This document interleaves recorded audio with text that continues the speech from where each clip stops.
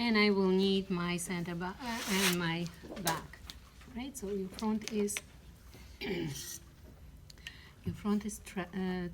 For some reason I can't speak.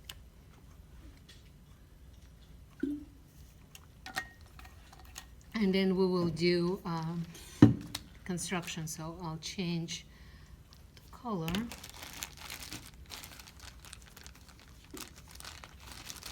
Let's see if my red works. Great.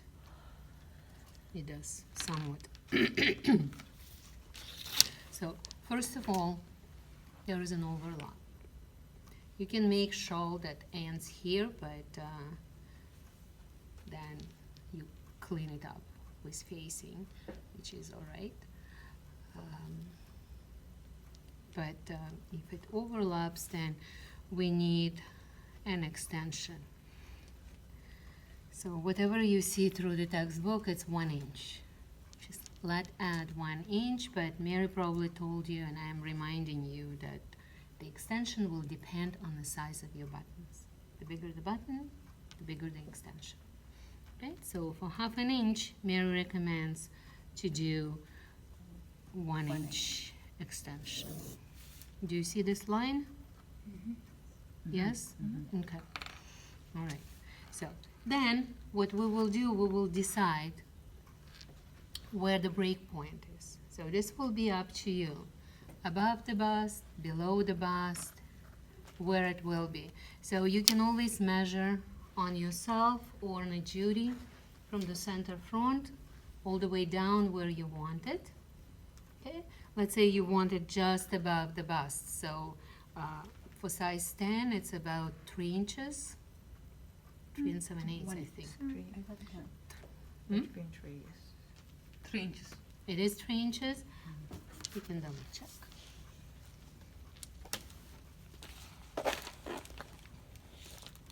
Three 7/8. My long memory surprises me. Usually it's very short.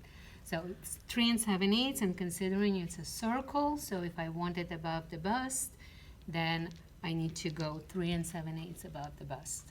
Okay? So the overlap itself will be 3 3/8. Think about it. You think that this is your break point, but this is actually where your colors overlap. So you are looking at this point where it is. Okay? So if I want it to be right on the bust, then I will connect my shoulder neck point at the shoulder with the bust point, and you see how low it goes? If I want it to be, let's say I want it to be just above the bust, which is 3 7/8, it will be right here, right? And then my overlap is going this way. See, it changes. Okay? So you will need to decide. Anybody is planning to do it for your dress? Shawl color? No. It's scary, no. God forbid. So you will decide where you want to do it, okay? I'll go a little bit lower than that. So connect this point with the neck at shoulder and continue further. Okay? Just like that. Now, I'm taking my back, I am flipping it. You will say, don't you know how to put shoulder to shoulder? But I'm not sewing. I need the shape of the neckline. Okay, so what I will do, I will position my back neckline matching shoulder point to shoulder point, and I need my line just a little bit longer. I can't see it otherwise.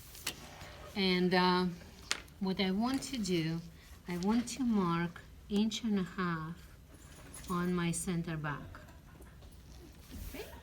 That's the measurement Mary suggests for me. Right? So these points stay together, and my 1.5 inch mark on the center back is matching with my extension line. Okay, so this is my roll line where the color rolls, right? This is the line that I drew.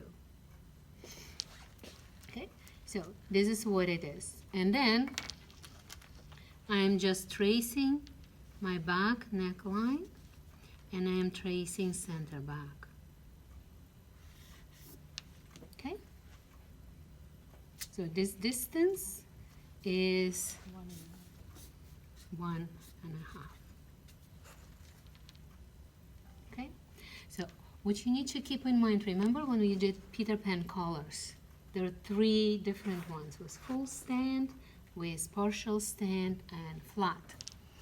Okay, so based on how far you turn the back, you're getting flat color, partial color, full stand.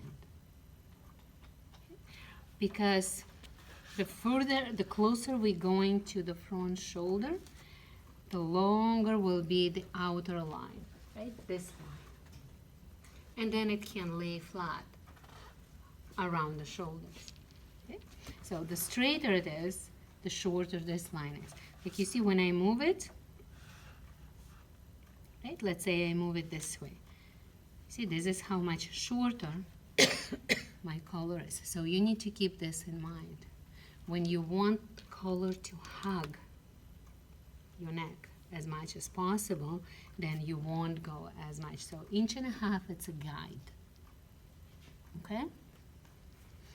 And then you will play with it. All right, so now I don't need my back anymore. So then you decide how long your collar will be. Do they suggest for me? The textbook says 2 3/4, which is about right. Okay. So the way that you think is what your stand is and how much of the color you need to see, right? So, and this is about right. So 7 centimeters, 2 3/4. So I think Mary said 3 inches. Right? What does it say in your instructions? 3 inches. 3 inches is reasonable as well. Yeah, 3 inches total color, right? Mm. So you measure from this point, right? We measure 3 inches. You're making sure that it's 90 degrees corner. And usually, all the way until you reach the front shoulder, it's the same color. So just measure 3 inches, 3 inches, 3 inches, and right here, 3 inches. Very often we put a notch here. This is more convenient for grading. And then you shape it whichever way you want after that. Okay.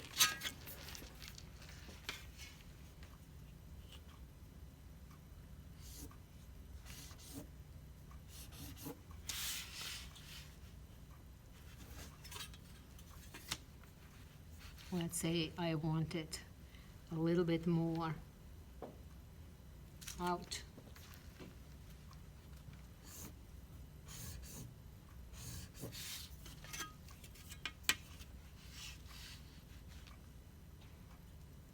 So this shape will be up to you. Here you are. Okay, so I have a notch here.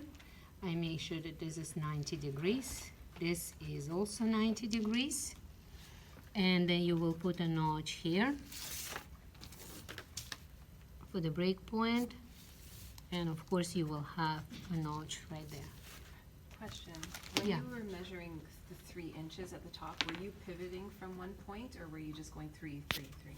Or, I made 90 degrees right? over here, and then I started measuring 3, 3, 3 Okay. up to this point. Okay. And then you shape it. Okay. You see how curved this one is? So this one will be probably partial, what is it called?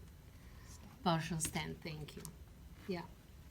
Okay, so The body is done. We have nothing to do with the back unless you want to make back facing. That's fine. But before you make back facing, you need to make front facing. So what do? You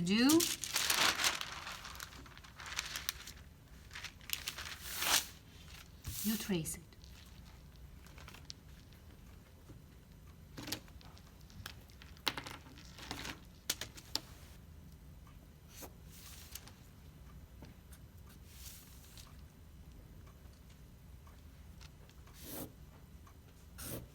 So I have a notch here. Let's put some push pins here because it keeps moving.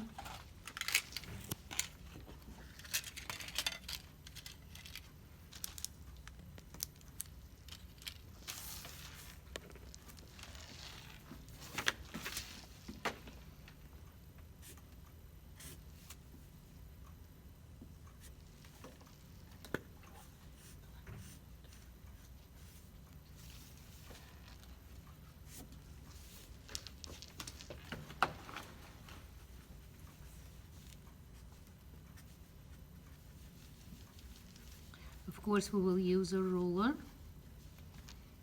Okay, now what is the width?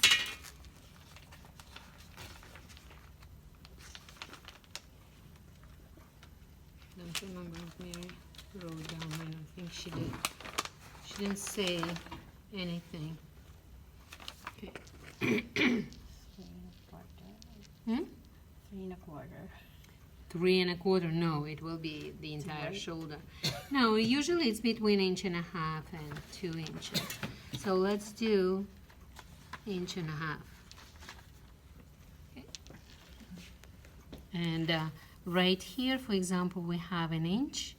So my buttonhole will be right here, 1/8 out. 1/2 inch, 5/8, let's say, and I need to have a decent amount after it, so at least 1/2 inch. So I'll do 3/4. So what will I get? 2.5 inches. Okay, so you will go parallel to the center front.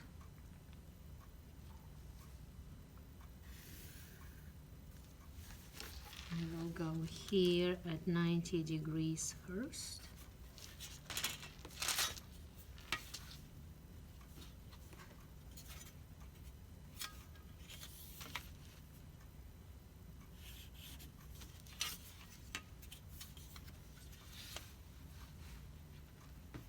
And then I will curve it and smooth it.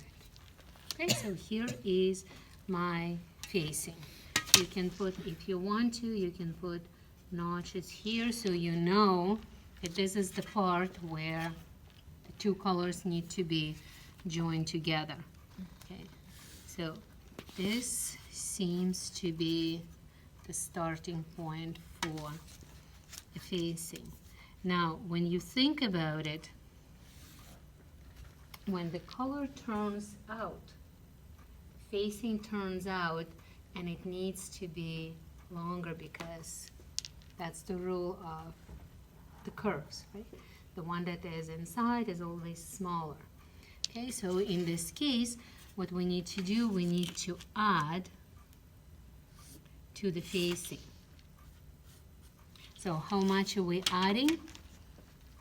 What do you normally add to the facing? 1/8. Okay. So we will add